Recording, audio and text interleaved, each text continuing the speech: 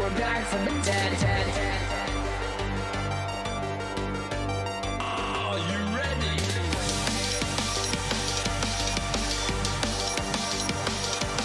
Let's go. Back from the dead.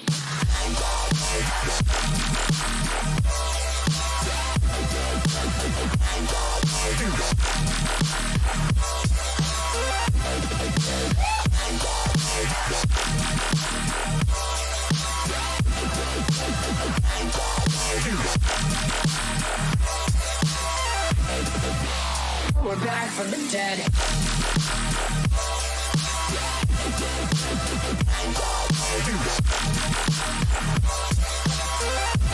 Hell yeah.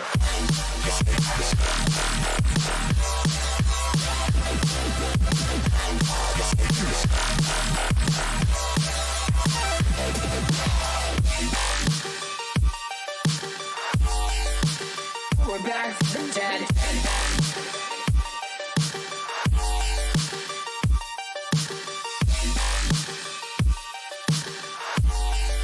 Back from the dead.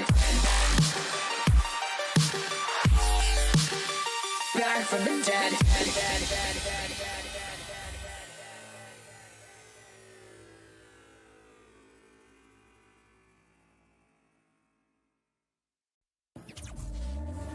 Back from the dead.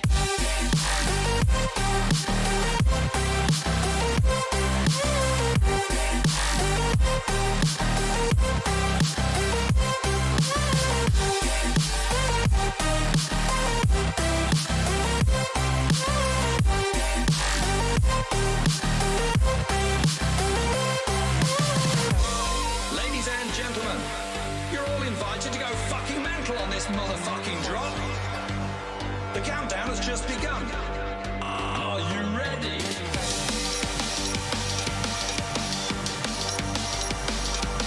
Let's go.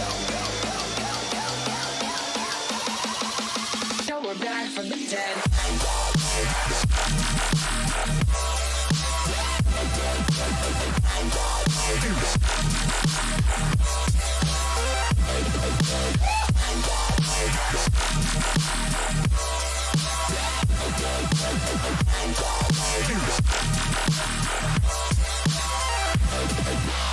We're back from the dead.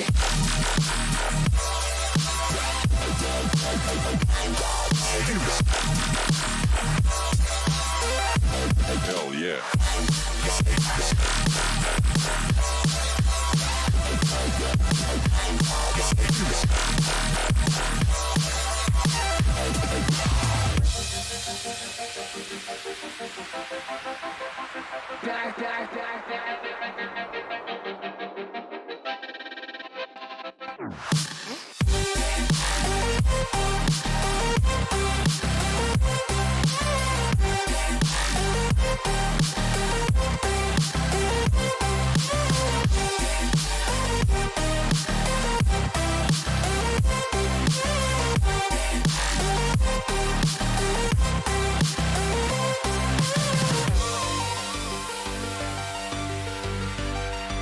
We're back from the dead.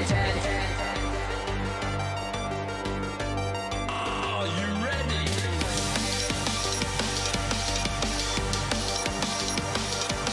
Let's go.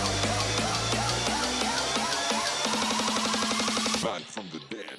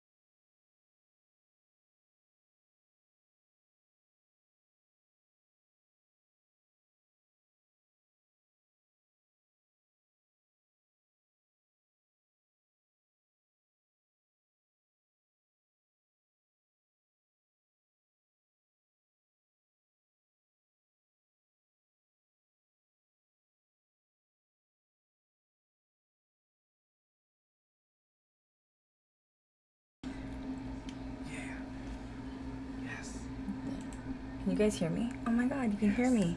Hey! Sorry, the mic was not muted. It was just not connecting for some reason, and I didn't see it. It was hiding behind my light.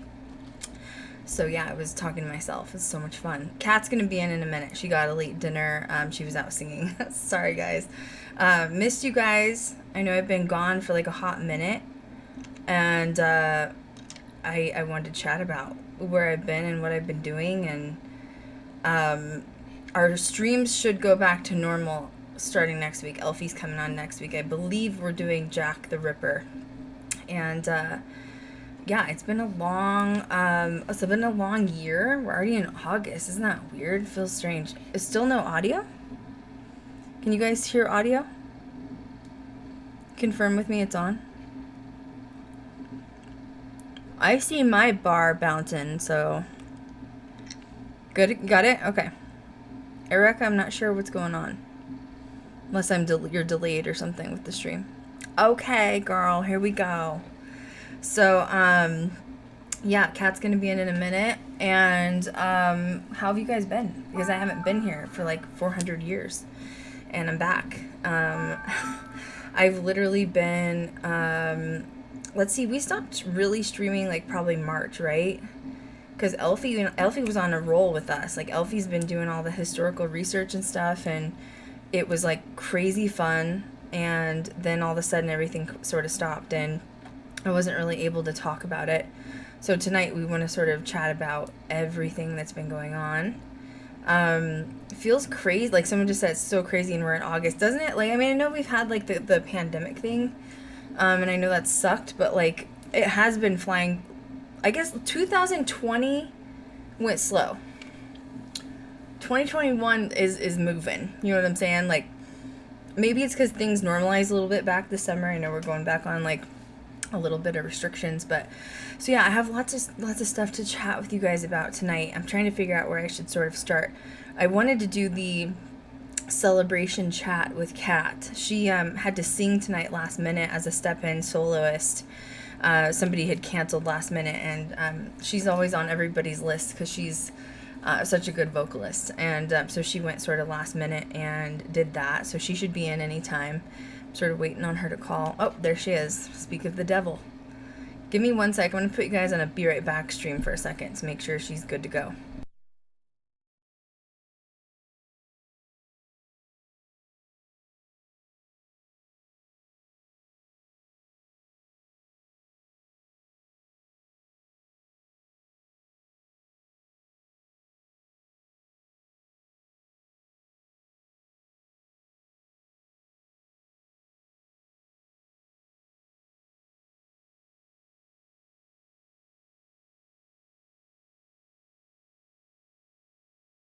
Now, Kat, is Kat there?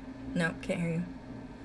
Maybe it's just an issue with like energy tonight, because I came on and I was chatting up a storm and nobody could hear me, and I was like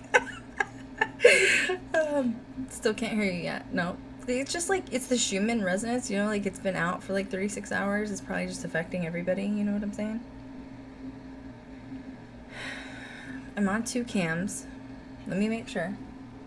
I'm looking at your mic. Desktop audio.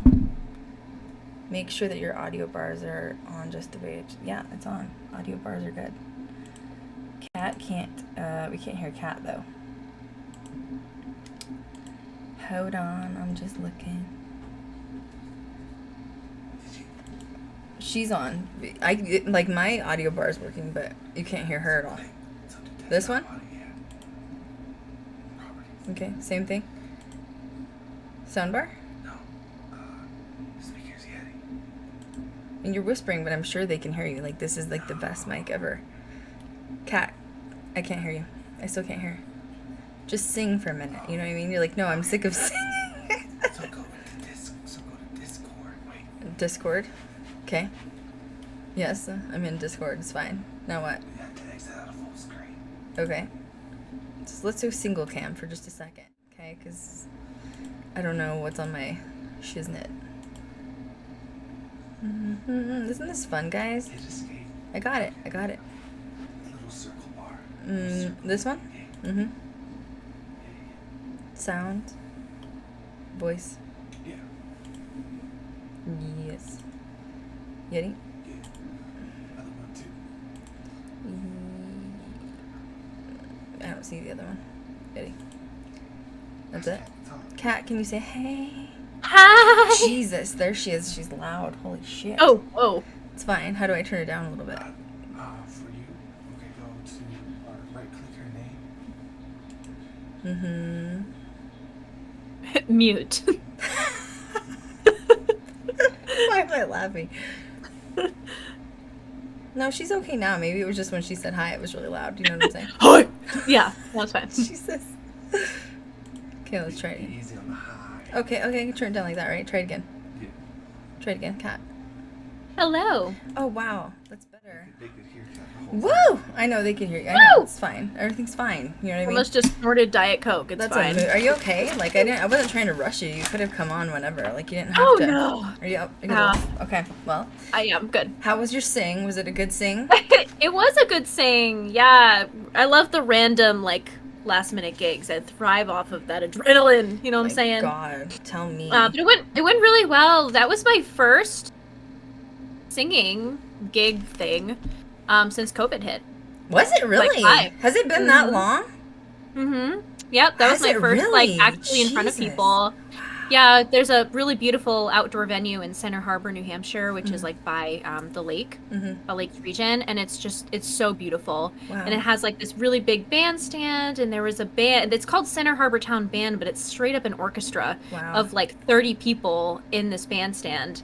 And then they have, like, the big audience and all of that. You know, See, I wish I wasn't outside. so far, because if you called me one night, you're like, hey, I'm singing, I'd be like, I'll be there. You know what I'm saying? It's so fun, and It's it's just not free. that easy when I'm in Vegas. It's a little far, you know what I mean? No, Like, well, pretty soon we'll both be living in Vegas, and then we won't have to worry about it. yeah, but this summer's been hot. I'm not even kidding. Like, it's been rough, man. This summer. Well, actually, that's a lie. We've gotten monsoons. I don't know why I'm complaining. I just don't like the summers in Vegas, period. Well, when you get water, like, I mean, I When don't you know get how. water. When you get water, there's, like, bad humidity over here. Yeah, It's we've just, had like, some it's pretty humidity. steep. Yeah, we've had humidity this year, which is strange. It doesn't usually happen in Vegas. I don't really know what that's about other than the monsoon rains, but they've had it really bad in Arizona too. They've had like massive floods going on down there, so just That's saying. crazy. I know. Too Well, much. it floods here too. It floods. It always floods. It's because you're in the desert. You know what I mean? Like, and the rainstorms hit, and it turns into like rock slides, and it's just like it's part of the area. You know what I'm saying? It's true. So it's true. what a. I've missed being live. I know. I feel I weird because I'm like, miss it. and like everyone's probably like, yeah, she clearly doesn't remember what she's doing. She can't even hit the fucking microphone, right? You know what I'm saying? It's fine. Okay, we're getting back into the swing of things, guys. It's gonna be fine. Mm-hmm. We're gonna back into it. I'm excited for your stream with Elfie next Yeah. week. That's gonna be an awesome topic. Yeah, today's very like laid back, chill, which I feel like people love this one anyways more than anything because we're so chill. Oh, someone asked if you have footage of you singing and your YouTube channel. I don't know. I think I actually might have privated those videos. Oh, really? You were like, you can't but I'll see put now. them back up. I'll put them back up if Wait, you want to where- see them. Where are you? You know. Hello. Oh, Hello. I was just delivered magic potion wine. Ooh. Oh. Did you forget? I need magic. Hang on. Do you want Hang me on to a put? Do you want me minute. to leave screen get- for a second? Let me get magic potion wine as well. Hang on a second. I need magic potion wine delivered to me, please, immediately. Work on the wine Oh my gosh, I'm dead. in the fridge, please. Okay, so we'll servant. just wait for a minute for the wine. So if you don't have Okay. wine, go get some wine because we have something to Go get some cheers to. wine. Yes, everybody, because I want everyone in on this. So you have as long as until Katz gets her wine to get some. Which might take 20 minutes. No, I'm just kidding. No. Today has been like so delayed. Thank you, Krystal, for being flexible. today's as always. You know what? This last 8 months has been a rough time, but you know what? I think we're almost done with all of it. You know what I mean? So it'll be fun to kind of chat about everything that we've been doing. That's why I'm like, go get some wine. Just get some wine, even if it has tea in it. I have a glass. I have a You glass. have the glass and it's empty. So it is. It's coming. Yeah, I have. coming. Okay, so that's fine. We'll wait. So I have my bubbly here. I'm having a Moscato, Italian Moscato for this evening. Ooh, I love it. Yeah, it's not like booze and reviews, but I mean, kind of. We're gonna do a It is. review, but it's like It's yeah. casually informal booze and reviews, chill, hang out. That's fun though. Yeah, it is. It'll be water for me. That's fine. Water's fine. You know what I mean? Like, pretend like it's water. It doesn't matter. So, yeah, we're having a huge cheers in a minute. Yeah, put your pinky up. We will be. When in doubt, pinky out. That's how I'm feeling. So, yeah, I want to talk about the last 8 months, too. We'll just kind of chat for a second until your wine gets delivered. You know what I'm saying? Yes. Yep. And, wouldn't that be... That's what we need to open, is a wine delivery business. I'm sure that exists, like, somewhere, but, like... Yeah, definitely, for just sure. hire, like, a butler in your house to just bring it to you. You know what I mean? Gosh, that would be incredible. That would be. I just need someone like that. A manservant. Oh my gosh. Oh my God, cat. Jesus Lord. The topic tonight, a lot. Tonight's a casual chat, which I feel like people like these when Kat and I do casual hangouts. Mm-hmm. Because we're kind of, like, all over the place, and we're going to talk about the last 8 months, what we've been doing for the last 8 months. We're going to talk about, we're going to be cheersing? That's not a word. It is now. Cheersing. Cheering to an accomplishment that we have, a few accomplishments that we have. We're going to be chatting about Destination Fear. We're going to be chatting about Ghost Adventures episode. We're just going to kind of, like, do a couple little hangout chats, and, like, I don't know, there's some cool stuff that we're going to talk about. It's very happy stuff. Like, I know the biggest question people have had is, like, where the hell have you been? And you know, we were I don't know, that's the answer. Just kidding. I don't know where I've been. Kat got a whole damn bottle delivered. Like, literally, I have a glass. You got a whole bottle. What are you having? And it's cold. It's called Rock Falls. Yeah. Cabernet. Okay, mine's ready. Mine's Italian Moscato. It's delicious. You know what I'm saying? Like wine for ASMR. Hopefully everybody has that. Oh yeah, do it. Quiet. Shh. Listen. Oh, it's too late. Now. It's too late. Damn I'm it. just gonna drink the bottle. ASMR Thank wine you. bottle. Oh my God, I'm dead. And a paper towel because I am accident prone. So your butler Great. was prepared. You know what I'm saying? Oh my Butler God. knows me well. You know what I'm saying? Yeah, I'm just saying. All right. How's Lily? Is she in there? She's sleeping. I don't know if you can see. You can see my Windex bottle. I came unprepared today. I'm sorry. Fine. Is she? Oh, she's her tank. she's in the blue. See that blue? Yeah. That's her blanket. Oh, does she sleep That's with the her blankie? sleeping. So Yeah. Kat has a bearded dragon, and it's my niece. So don't talk shit about my niece because it will offend me. Lily. She knows my voice on the phone, guys. Yeah. Like, pretty I great. call and she'll run towards the phone. I love her. So yeah, that's my She's niece. so cute. So wine. Wine. We are cheering. We are cheering to some major accomplishments this evening.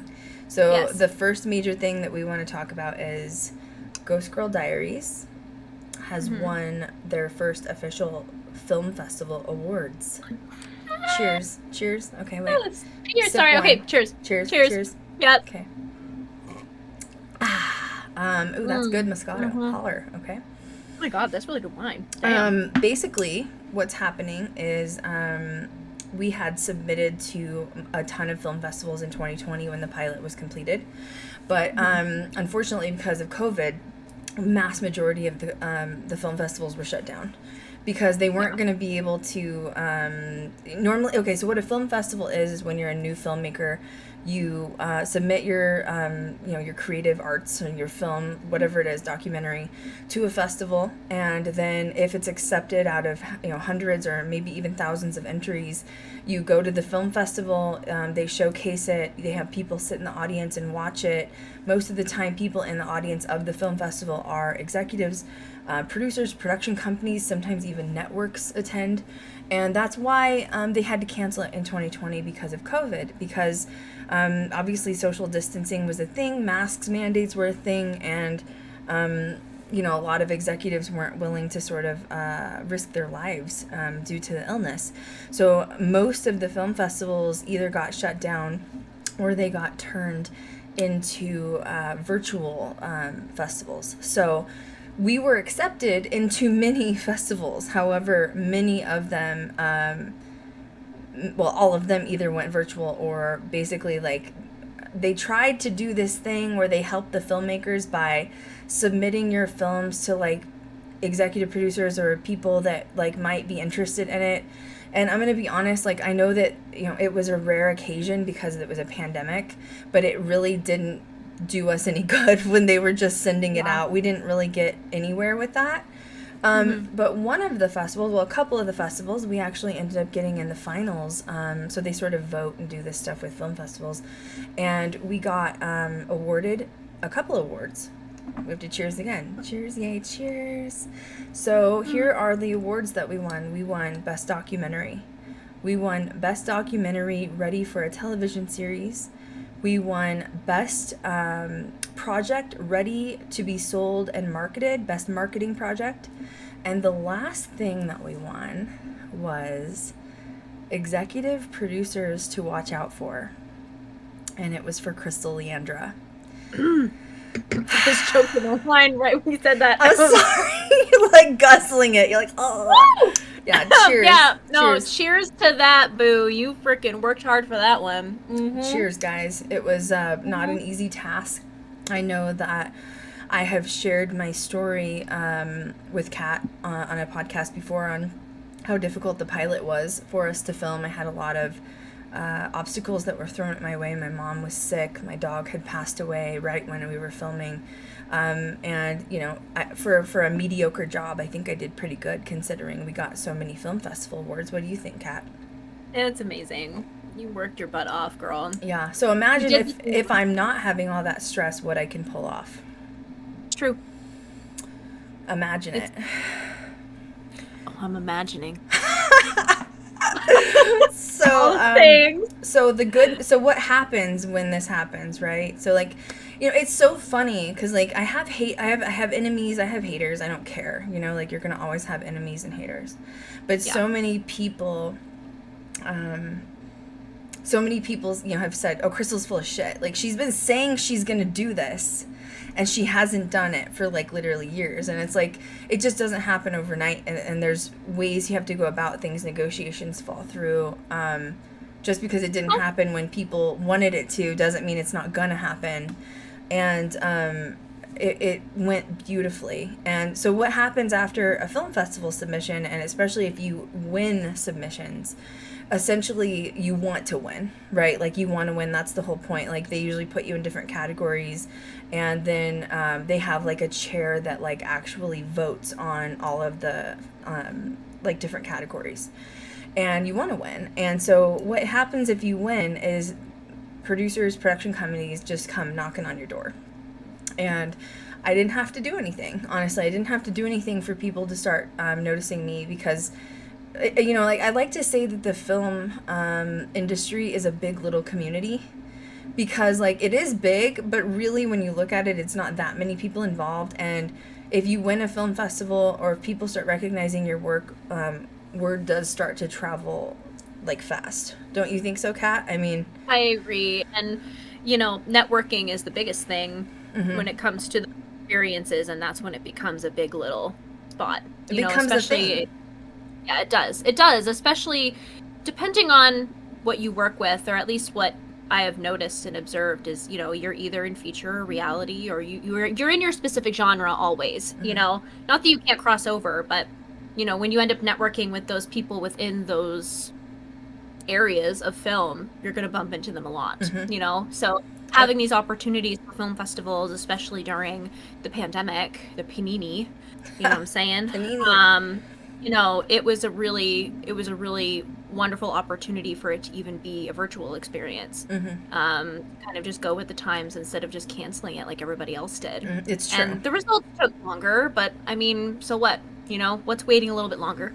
Yeah, I had my first virtual pitches in 2020. I've never done that before. I'm the kind of person that Peter said that he got a major contract as a writer. I'm so happy for you. Congratulations. I understand how hard it is in this industry. That's amazing. Cheers to you as well. Cheers. Woohoo. Let's do it. But yeah, I had to do what was called virtual pitches, which is basically where you have executive producers, production companies that want to hear about your project. You have to do an actual pitch to them, and I had to pitch them. And you know, some of them will go somewhere, some of them won't, and that's okay. And I mean, in the long run, it doesn't matter, because you know that it's giving you practice.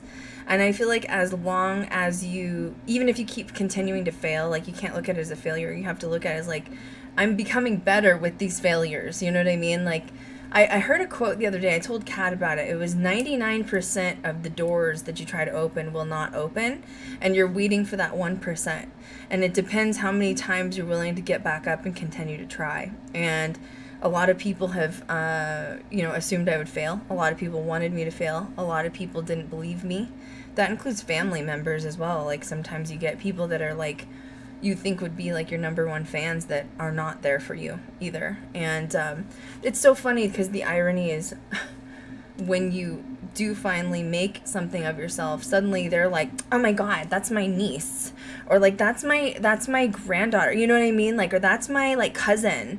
And you're like, dude, you didn't give a shit like this whole time, and now you're gonna brag about me because I actually did something, like made something, like did what I said I was gonna do. So it is, but long story short is in January, so essentially I sort of continued to pitch all of 2020. I had some good openings, some openings that weren't really going anywhere. That's sort of just the name of the game, but endlessly, no matter what, my name was still being sort of shared. And I was getting people say like, well, we're not really interested, but I know somebody else that would be. And so that's how it starts. That's how the network starts. And like, I remember telling Kat, I think it was around this time last year, didn't I tell you? I was like, we're going to have like major progress by like the new year. Like, I just know it. Yeah. Mm-hmm. And so January rolls around, and I'm not going to really say the company or anything like that. I'm going to keep things private. But I got my information, or like the project and like the YouTube channel was forwarded to one of the biggest major production companies I've ever spoke with. And this production company specializes in unscripted TV and documentary TV. And they came across my YouTube channel, and they came across the podcast. They found the book, everything that I've done. And on top of that, not even realizing I had the film festival and obviously the awards behind me. And they were blown away by what I had created. And that is what you have to find, is you have to find that right fit. Like, you can talk to 100 production companies and it doesn't matter. It may not be the right fit. And I feel like with Ghost Girl Diaries, my message has always been so much more than just paranormal. Like, I love paranormal, like that's life, but it's so much more than that. It's like spreading awareness of women in film and spreading awareness of women in paranormal. And I learned a lot in 2020 while I was negotiating with production companies, because a lot of production companies would tell me stuff like, well, you're not going to get it signed because paranormal is like, Zach Bagans' greasy hair and biceps, and like, why would women want to be involved with ghost hunting and like, going into like abandoned buildings? Like, you're girly. Why would you want to, you're girly and you wear makeup. Like, you don't fit it, like t-shirt and jeans girl fits it. And like, that's when I would have producers literally tell me to my face, like, just join like OF, like make OF content, and like you'll make money that way. And I'm like, that's not what I want to do. There's hate to anybody that's doing that. So I was getting frustrated, but I just knew I had to keep going and I had to be persistent. And I found a company in January. Well, a company found me is how I should word it. And they not only believed in Ghost Girl Diaries and what I was trying to create, obviously blown away by Kat, blown away that I have freaking Elfie from Paranormal State says enough. Like, I feel like that's enough said. You know what I mean? Like, Elfie has such a reputation of just being like one of the like OG badass girls in film from Paranormal State. And for her to want to work with me on like a permanent basis and like do the thing, and like she also, like, that says enough. You know what I mean? Like, it just says enough. Elfie's amazing. Elfie's badass. Amazing. And so having her behind me, they were like, wow, like, you have this message, and like women in film and women in paranormal. And when I started doing the pitch, they were like, wow, you're right. Why isn't there girls in paranormal? Like, what has taken so long? Why is this, what is this going on?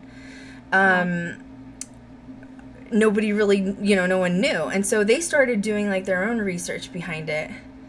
And they realized, the production company that I'm bonded with, I guess I could say, and they're like, oh my God, you're right. It's always guys. Yeah. Always guys. Yeah. It's always guys. It is. And they People were like, don't realize it because it's so normal.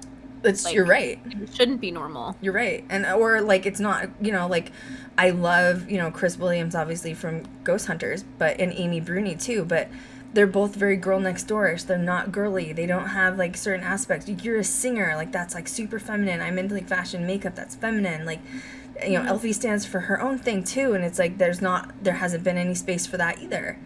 And so they were like, holy crap. Like, this is needed. Like, this is absolutely needed. And we have now sold Ghost Girl Diaries to a major production company. Cheers again. Cheers again. Mm-hmm. Cheers. Cheers again. I'm gonna need another glass. You're like, after this day, I'm just throwing it back. So yeah, I'm not really saying who we're with. I'm not really under NDA with it. But I don't. I respect NDAs. We have one NDA. And it's just NDAs protect both parties. Like, some people get scared of NDAs. How do you feel about NDAs? I mean, they're there to, like what you said, to protect both parties. Mm-hmm. I mean, that's it, period. Mm-hmm. There's really nothing to be nervous about or afraid of. Mm-hmm. It's pretty standard where you can protect yourself and whoever else can protect them. And that's it. When period. you It's work like a with mutual someone understanding. really closely for a long time, like, you and I know a lot about each other. Mm-hmm. And NDAs protect when you've known someone for a very long time. You share intimate things that happen in your day-to-day life. And when people get angry, if something happens, they want to use your trauma against you. And that's why an NDA is there, to protect you from private things that you've shared with each other. So It's true. And even on a spiritual sense, too, you can even think of it as, like, the NDAs are there for a specific manifestation. Mm-hmm. And you want to protect that manifestation at all costs. That's true. As well, And sometimes that comes from just being quiet about it. Yep. You know what I'm saying? And just doing this stuff behind the scenes, and then bam. So It's true. yeah.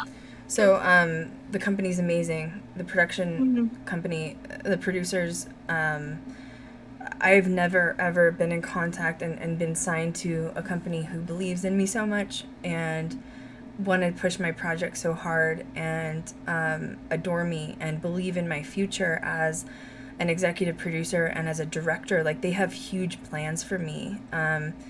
Eventually they'd like to move me into movies, like maybe horror movies or even like documentary film. And they have a lot of plans for me. They see my potential. And I think it was the first time I've been on YouTube as a YouTuber for 10 years. And I think it was the first time in 10 years that I stopped with my imposter syndrome. I've had imposter syndrome for a really long time. Like, Kat yells at me still about it. Like, she's like, Krystal, you have millions of views on YouTube. And I'm like, yeah, but I could have done better. And she's like, shut the fuck up. To want to strive for something bigger than what you might have already built, But, you guys, Krystal's been on this journey. She was solo on this journey for quite some time. It's only been like, what, 4 or 5 years that you've had like an active crew, like, to this scale. And when you have a production company or somebody that heavily believes in your dream and the things that you do that Krystal's pulled off, there's such an incredible sense of validation that comes with that, because when you're doing it on your own, you're stuck in your head. It's like anybody, there's going to be some forms of insecurity, and that doesn't mean that insecurity is coming from not a good product. That just means that, you're here to make big change and like your dreams are actually happening. So when you have somebody on your path and people on your path that genuinely like vibrate at the same frequency as you and that believe heavily in your dream, that's just like such an incredibly validating experience. And that's why I get goosebumps every time Krystal talks about it, like all of the things that, she has coming towards her, because she is so worthy. She's worked her butt off and been through hell and back. And it's just so exciting to see your friends and people that you care about like genuinely succeed in life as well. It's great. I also want you guys to succeed, though. Like, I think that's It's something true, people like, don't realize behind the scenes, and because you've been in negotiations with me, is like, some people like, oh, you said you were in negotiations for 4 months, and then what happened? It fell through. Yeah, 99% of them will fall through. It's They're true. supposed to fall through. Like the right one, you're supposed to wait for the right one. And the reason it falls through, people are like, oh, because like it's not good enough for Krystal or whatever. No, it's not good enough for my crew. It's not good enough for everybody involved. It's that, and like, you know, Krystal's never been one to settle either, you know? Like, we all want to strive for really big things, and that's something that she's also been putting out there as well. That's best for everybody, you know, family oriented, like loving her crew, and like she really does do that, you know? And it's just such it's such an incredible experience. And like when things like that happen, when it comes to negotiations and things falling through, like starting over isn't easy for anybody, no matter how long you've been in something, you know. It's going to be hard always, but it's the persistence and having a different perspective of, okay, what did I learn from this experience, or what do I not need to take with me to this next experience, you know? And when you change that perspective to more like a learning experience, I feel like it's changed. Like the energy of that experience has changed from a, oh my gosh, this thing fell through, to, wow, look what can happen now. You know, like it's an open book.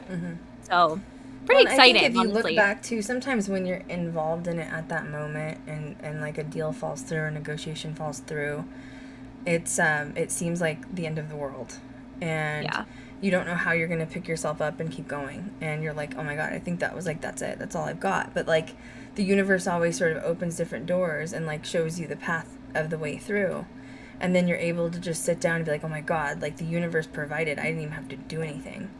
And this particular like connection that I'm talking about, who we're selling, well, who I've sold GGD to, is it. Like I've never had a connection like this before, and it was worth the wait. And then you sort of look back and look at all the other like doors that were slammed in your face, and you understand why they were slammed in your face, because they weren't good enough, and they weren't the deal that you were waiting for, and they weren't what your crew needed. Like I always preach, like it's not just about my success. Like I want everyone to succeed. I want everyone to have financial abundance. I want everyone to be financially free. I want us not to worry about paying bills anymore. I want to travel the world with my friends and go to scary places and you know, see spooky shit and like, you know, film it and like make it cool. I want it to look good on film, and like I'm driven, and I know that this path isn't for everybody. This path isn't for everybody. It's a lot of patience, and I've lost a lot of crew along the way, rightfully so. You know, like it does seem daunting when you're not in the driver's seat, because you're like, this person's like just trying and nothing's working, and unfortunately that's film. Like you have to wait for your like big break. And even with all my experience in the past of being on set, I still didn't have a big break. Like no one was still willing to sign me and give me the freedom I wanted to be able to direct it and produce it the way I wanted to. And that literally meant waiting 10 years, and here we are. It's literally been a 10-year journey. I was on set filming for Paranormal Challenge, my very first film set, which triggered this whole thing, July of 2011. So literally 10 years ago last month. Is that crazy? Wow. And my premiere is next month. So the very first time I premiered on television, like on cable TV, was September of 2011. So next month's another really big milestone. So it's just proof that with perseverance, and even with a really difficult path, like when you have really big dreams like this, it's not going to happen overnight. Kat, you know that. You've been a singer for years. Your parents were famous opera singers in Europe. True. Like you get it. Like it just doesn't happen. No, it does not happen overnight. It does not, you know. You have to really put your time and effort into your craft and into anything that you want to do and succeed at. You know, It doesn't even have to be film, doesn't have to be music. It could be anything. And when you give your 110%, you not only regain that, you know, self-love and appreciation for yourself, but the universe sees that as well and gifts it in so many unique ways that you didn't think doors would open in, and they do, and you're like, what do I do? Like, what is happening right now? And it's just exciting. Well, yeah, that's how this deal came about. Was like I didn't go looking for it; they came looking for me. How crazy is that, guys? 10 years That's later, awesome. I've been running it into the ground, promoting it, pushing it towards producers for 10 years, and then all of a sudden, one day, they just come knocking on my door out of nowhere, and that happens to be it.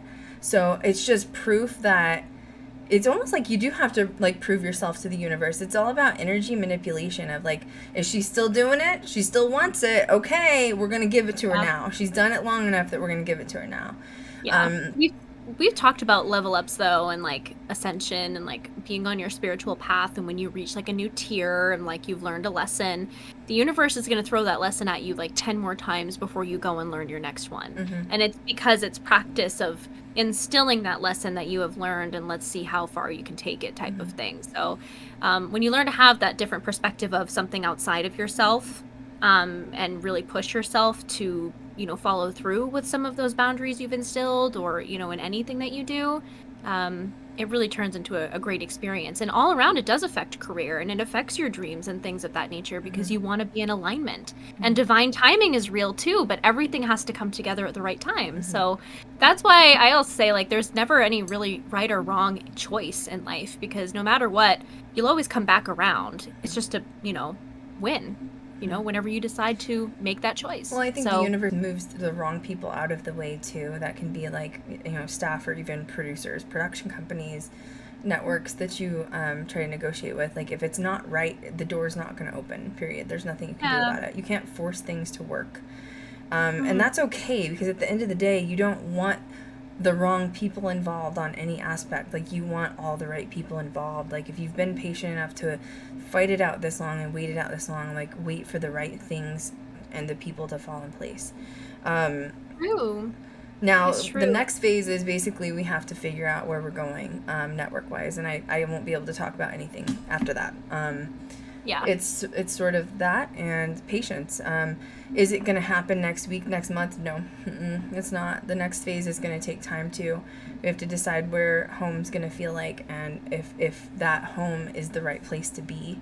And I don't know how long that's going to take. Oftentimes, you'll put in a bid from like one network, especially when you're dealing with TV or digital, and then other like networks will come in and put other bids in on it. You just don't know how it's going to unfold. It could take 2 months, it could take 6 months, it could take 8 months. Nobody really knows.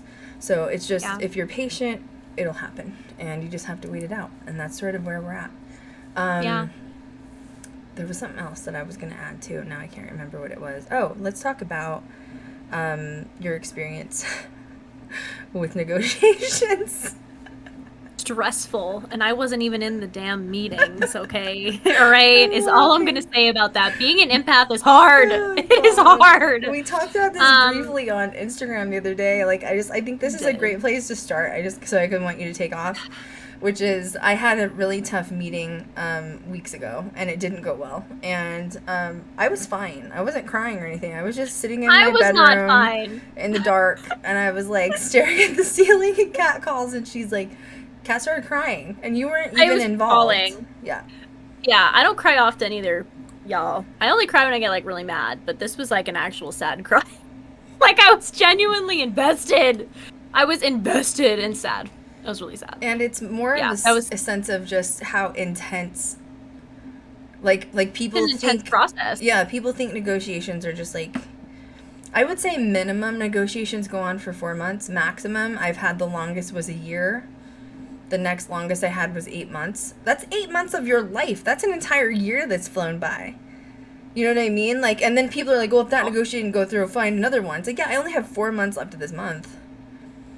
Or 4 months left of this year. You know what I mean? So, like, what's your experience with it now that, like, I mean, that was scary. It's scary. The trauma.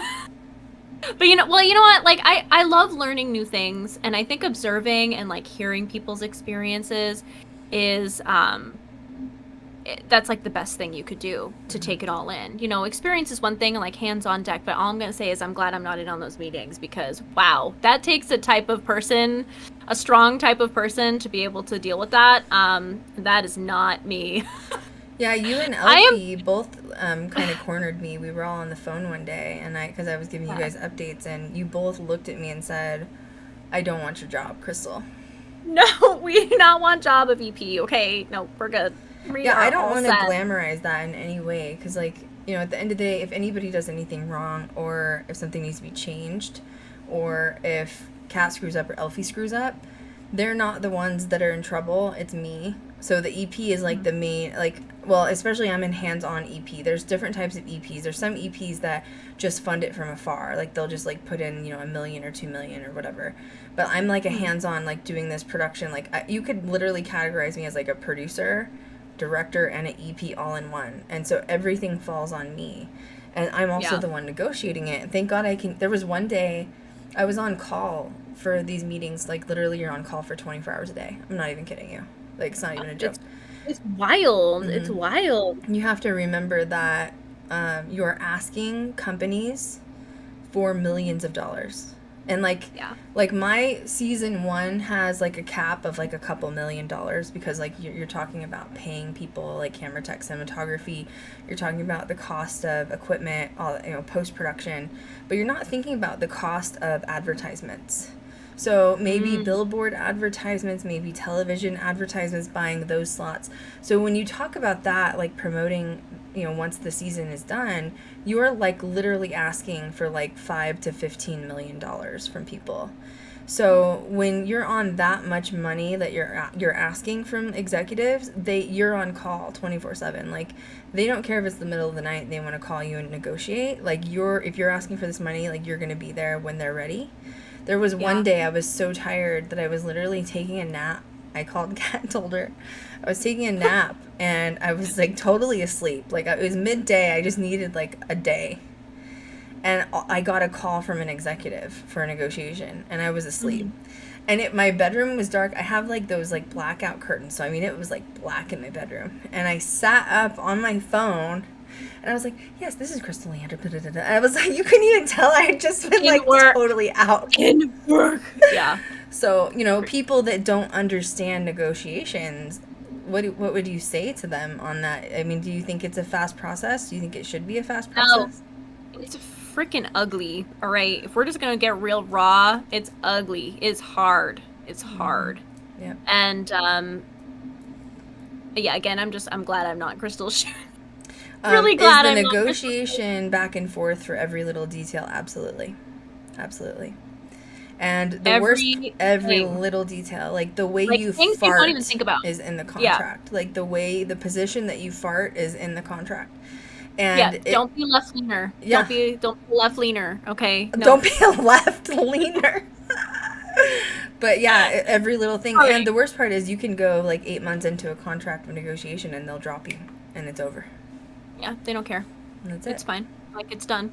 You know, and that's hard to come back from. That's the part of the job where people can easily say, I'm done. That's it. I'm done. That was a lot of time. And you can't. You just can't. You know, again, it's what Krystal said before. Like, 99% of the doors are going to be shut in your face or just not open at all. But it's not about how many doors you can open. It's how many times you get back up to open that one door that will give you that opportunity.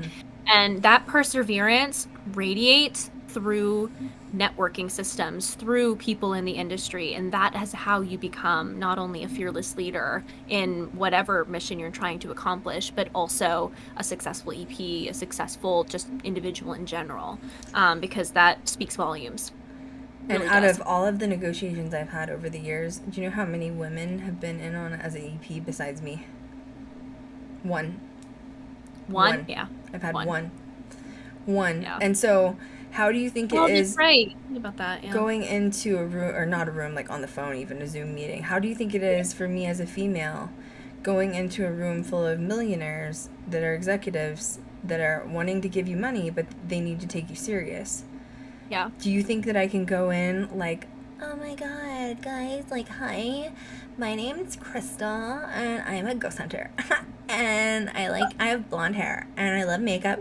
Do you think I can go in like that? No. You have to go in thinking, speaking, and talking like a man. Like, you have to. You have no choice, because they won't take you serious.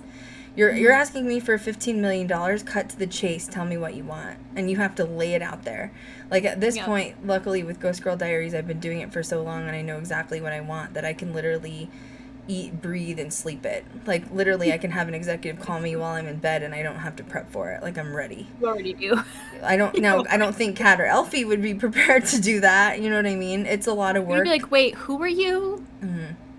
what's happening right now? Wait, what's going Yeah. on? Let me get my notes. Then if you said that, they would be like, all right, we're done with the deal. Bye. You know what I mean?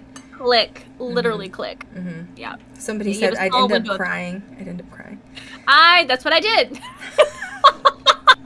And I wasn't even in the meeting. Okay, the trauma. Someone said, I definitely don't comprehend it. It's hard for me. Yeah, you're not the only one. Kat doesn't quite. I don't really expect anybody. Like, Kat and, like, Elfie has, like, no offense to Kat, but Elfie has a lot of Paranormal State under her belt.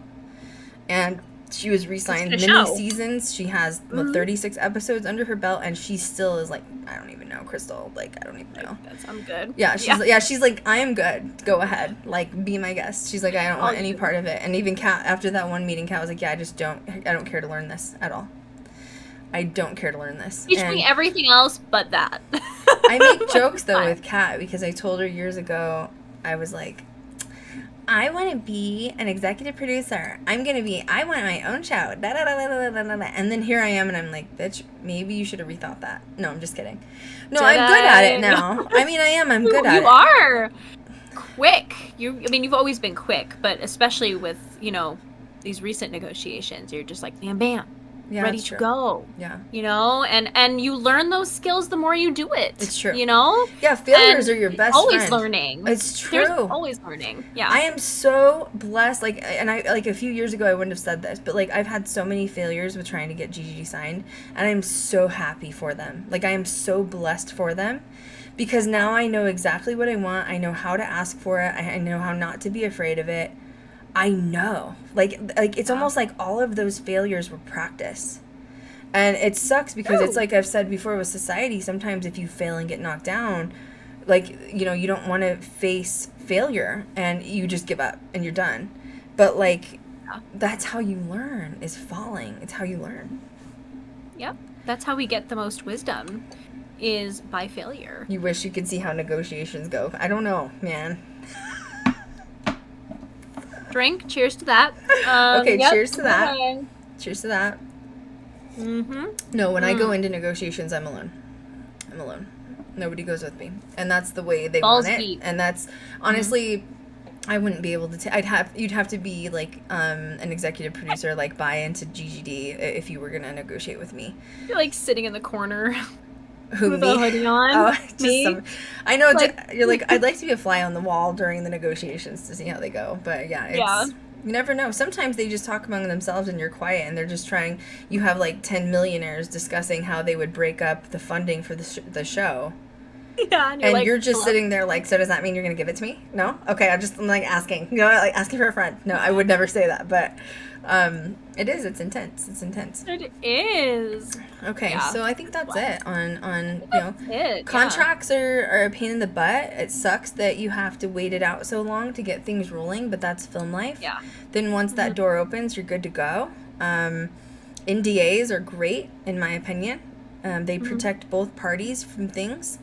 And, it's they get a bad rap because they, a lot of people online are like, oh, well, NDAs are how you get people to shut up. No, it's there to serve both people. And you have the right to ask for another NDA signed personally if you want to. Or you have the right to take it to a lawyer if you want to.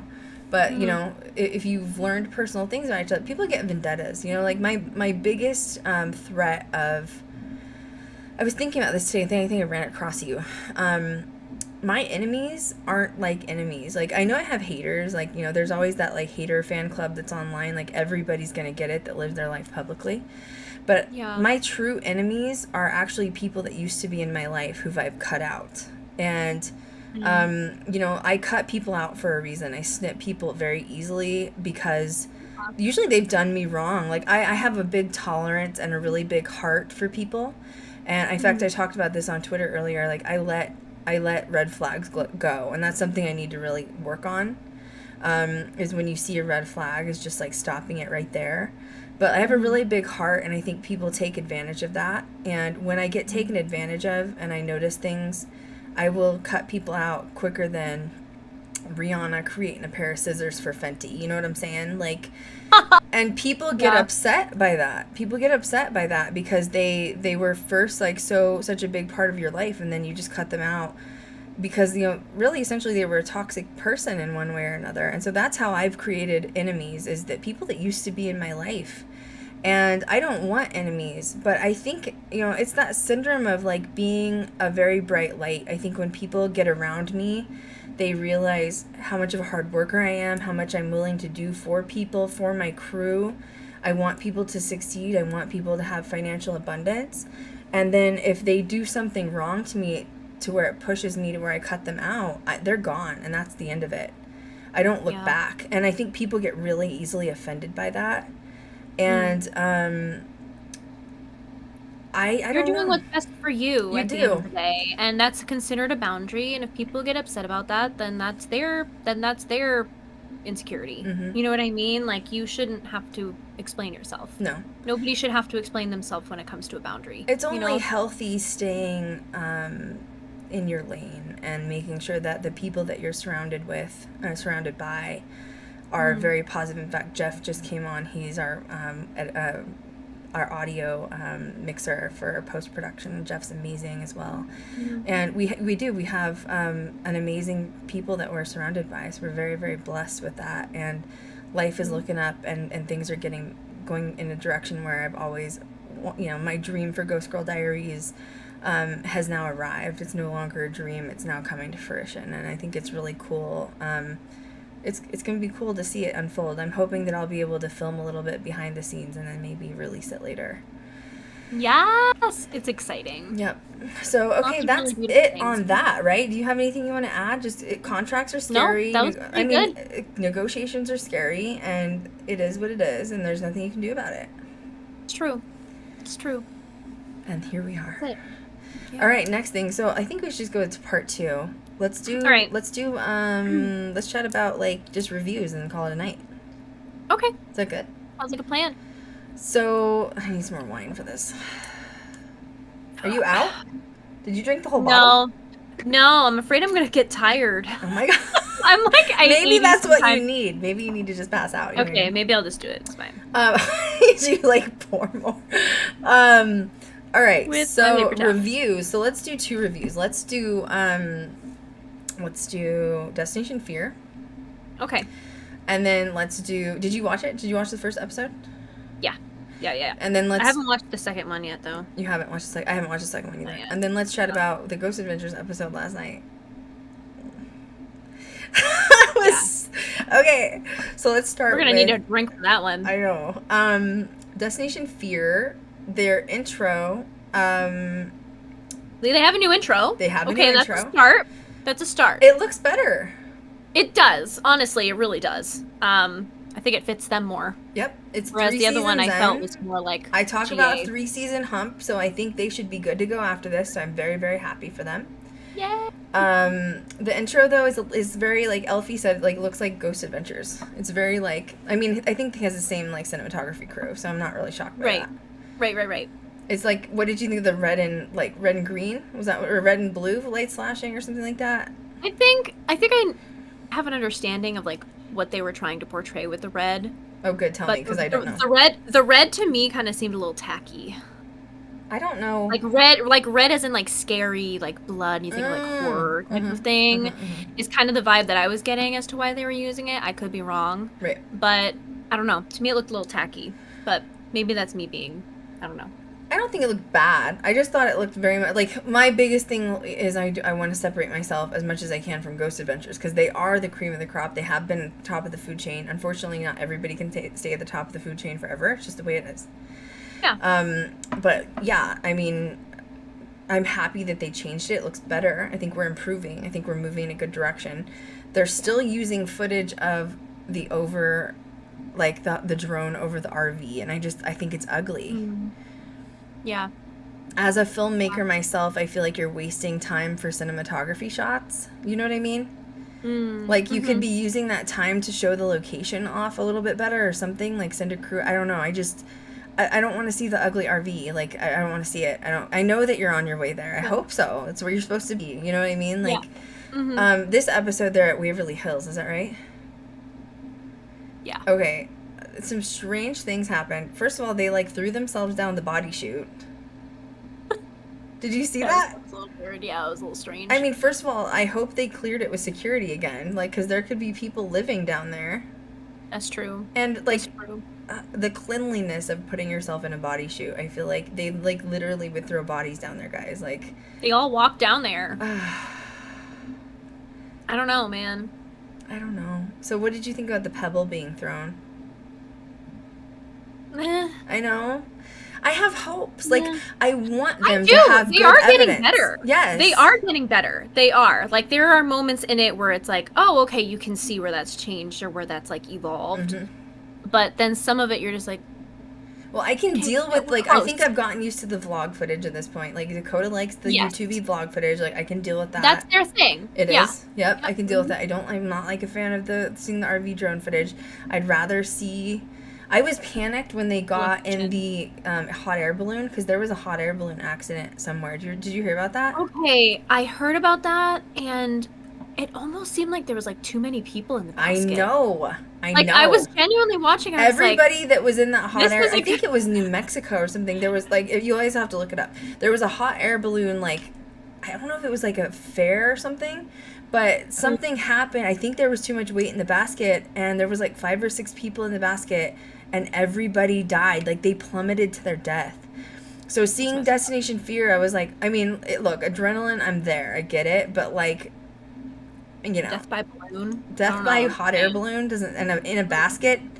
You could, like, check in at heaven. So how'd you get here? I was in a basket, Died in a and basket. I floated back to the abyss. Floating basket. It's just not a way to go. I don't know. That was just seemed kind of a little bit like a liability. Yeah, I I- was concerned. I feel like they should have gone like 2 and 2. You know what I mean? Like, just you can at you have a least shoot it. drone. Just go through. Just, you know, they're getting footage using the GoPros. Just use the drone. I don't know. Yeah. Whatever. Yeah. It's my cinematographer just confused. So anyway, and I mean, I see that they're doing like little mini adventures beforehand. Like, I get what they're trying to do, but I don't know. It was just whatever. I just don't want anybody to get hurt. That's all. I have noticed, however, that their little like adventures before they go to a location have gotten shorter, so they don't take up like half the episode, which is, I guess, like a stride somewhere. But then you get to like the location and the evidence and stuff, and it's very much like what Elfie said earlier, which was like, it just seems like. Well, okay, I feel bad for Dakota, because if you look at his social media, particularly his Twitter, he's always talking about how he's doing editing. Okay, he's editing. So he's producing it, he's an EP, and he's editing it. That guy is no life. That is not fair. Get him a post-production crew. You're 3 seasons in. Somebody's pocketing the money. Stop pocketing the money and give him a post-production crew. He needs to have a life. That is not fair as a producer. That is not fair to him. And, like, I don't know if it's a control issue, because I learned that from Zach, too. Of, like, he was in, you know, Zach teaches everybody, like, you want to be in control of everything. I get that. Like, and I'll have the last say on my show of, like, what the last edit goes in. But I also want to enjoy the life that I'm creating for myself. I don't want to be, like, out on the, you know, road filming and then back editing for 24 hours a day. Like, that's not fair. That's not fair. So I hope that they take care of him eventually, because that's not right.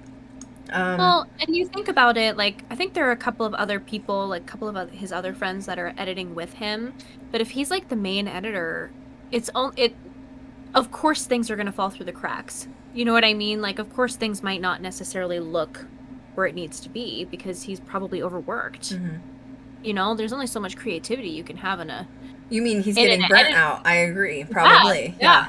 Exactly. Well, that's what I mean. Like, he's making money at this point. He's 3 seasons in. I doubt he can even take a freaking vacation for himself to get away from it. Like, he's not a robot. Like, they need to give it. You're 3 seasons in. He has enough views. Give him a post production. This isn't cool. This is not okay. Yep. And I feel bad for him. Like, I know he sounds genuinely like happy. He's like, yeah, I'm editing again. But, like, yeah, on the inside, is he really that happy that he, like, can't go out and have fun with his friends or whatever? Like, it's just not. It's not cool. No.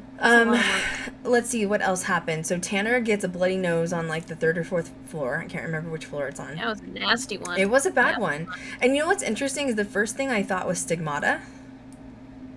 Whoa, yeah. And I was sitting there, I was like, I was like paying attention. I was like waiting for someone to say stigmata, and nobody said it. And I was like, stigmata, this is stigmata. Like, that's my opinion. When you're in a location and you get like bleeding from the eyes or bleeding from the nose or even from the mouth, it's stigmata. Which usually can lead to like maybe some satanic worship or who knows what was going on there. But yeah, I was like, there's something up here. But then he ended up getting it, so they draw like locations out of a hat or whatever, and he had to go back to that location after he got the bloody nose. I didn't think that was right either, but I get that they were trying to push like his fear level or whatever. Yeah. Well, and they gave him the option to, like, if he wanted to swap out or just not go up, and he chose to do it. Dakota was rambling quite a bit about psychological. Yeah. Do you remember that? And I was like, what are you blathering about? I don't even, like, I get it. Like, it's the trauma of the psyche that's like, but. Well, I guess that takes the paranormal aspect of it away. There's a point where you can be too much of a skeptic. You know what I mean? When you're investigating, you know, like it comes to things like, obviously, if you see a pebble being thrown or like it's an animal or something, or it can be explained. But I feel like that kind of just takes the fun out of paranormal investigating. Well, remember, they said in season 1 they weren't paranormal investigators, that they were urban explorers. So I don't know if they still stand by that. Yeah, but that's weird because they're using paranormal equipment, though. I know. Nobody knows. I guess that part's still missing. But I think it'll get better. I think it will get better. It is. I'd like to watch, the second episode to see what happens. But yeah, he was blathering about what it does to your psyche being in a haunted location, and I was just like, okay, I don't know. You lost me like 10 minutes ago. And then, well, it's true. It's like you're in Waverly Hills. Like, let's see Waverly Hills. I want to see more investigation. I want to see. I guess another thing that's kind of strange to me is too, like, they get the locations, they go to sleep in that location, but you don't really see them, like, investigate. Tanner does. Tanner's pretty much, like, involved, but, like Chelsea was, like, asleep, and they woke her up on the walkie. And I was like, bitch, how are you sleeping in Waverly Hills? Like, you're in a cot by yourself. And wait, you're crazy, girl. Like, how are you sleeping through this? This is funny. Yeah. And then there was another thing that happened. So I was starting to really get into the episode. And someone said, can I dive deeper into stigmata? Stigmata, too, is also a religious term for having, like, the holes in your hands and feet, like, as Jesus was crucified on the cross. Representing Christ, basically. It can be used by the devil to mimic or mock someone who's in fear.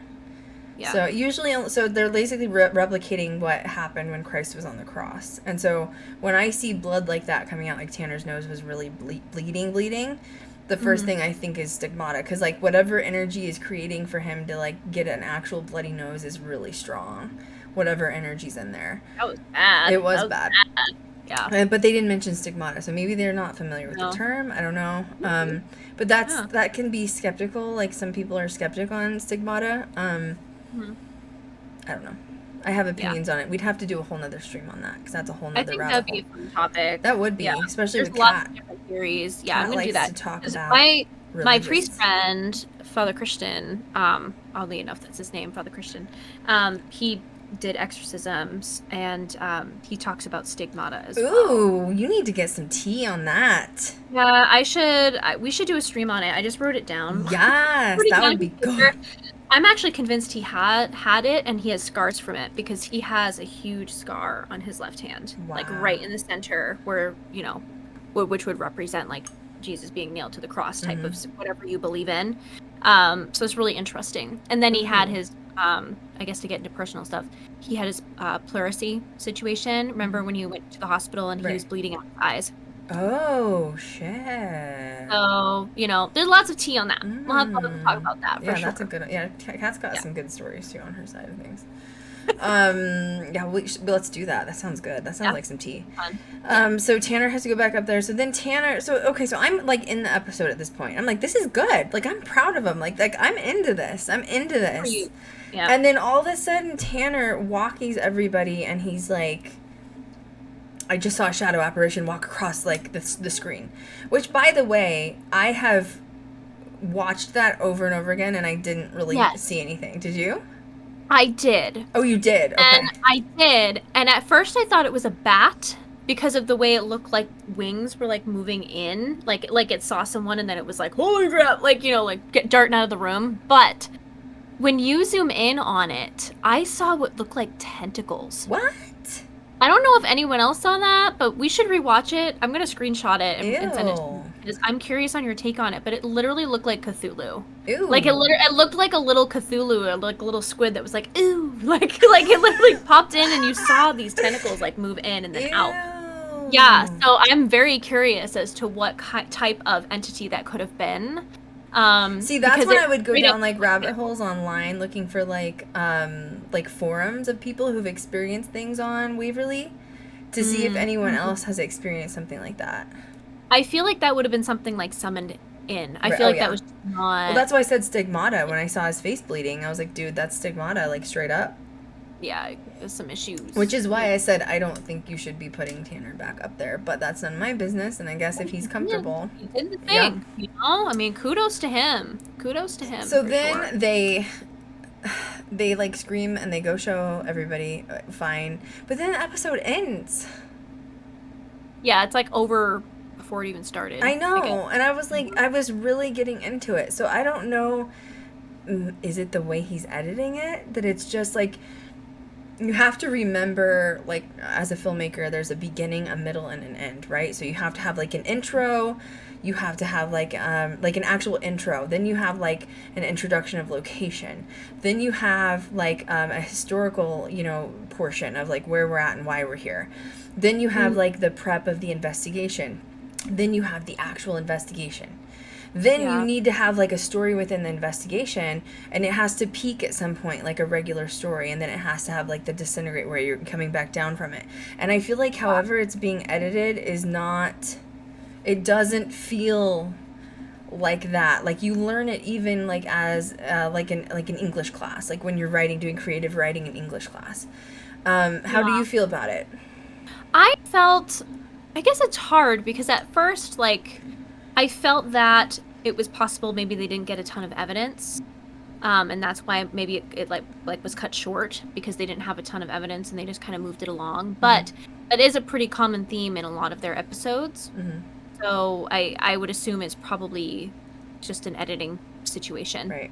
Editing scenario. Nikita has a very good question. Nikita, is there any type of creature known to haunt Waverly? I mean, I think it's one of those places, sort of like Bobby Mackey's, where they've let people come in, and I doubt that they watch what they're doing if they're summoning. You just don't know.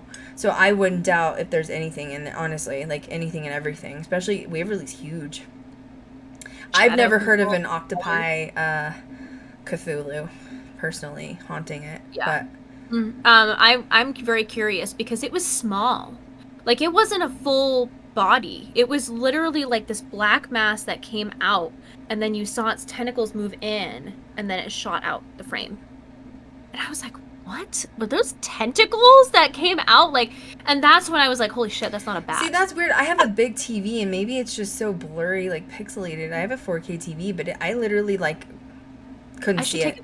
Maybe I need to watch it on my phone. Maybe I'll try to watch it on my phone. Or watch it on your, like, computer or something. Okay. But I definitely want to take, like, a screenshot of it, maybe post it on Twitter for you guys to, like, take a peek at. Yeah, to see weird. Like, what you guys think, because that was, like, otherworldly. That was otherworldly. Well, it was good. I wish we just would have seen more. And, like, Elfie said the same thing. Elfie's like, I just watched it. And she's like, I just felt like it was over before it started. Well, you know what's really great, too, is because they're so open to, like, you know, wanting to overcome their fears. And, like, I think they are invested in, like, the history and stuff. It is fascinating. They have such potential when it comes to getting good evidence, because they have gotten really wonderful evidence at other locations. So I just wish they would tap into that a little bit more, because I feel like it would really help them, you know, where people would just be really even more drawn in, because they capture a lot of good stuff. Yeah, they did. You know? So I agree. Yeah. But I'm curious. I'm going to watch the second episode tomorrow, and then they have a new episode, I think, airing tomorrow. Oh, shit. I'll have to catch up on both. I think it's on Saturdays. As long as they don't show Dakota dumping the poo-poo out of the RV again. Honestly, that was just not necessary. There was some trauma with that episode. That made me not want an RV, honestly. And, like, I'm planning on buying an RV, and I was like, oh, hire somebody to do that, you know what I'm saying?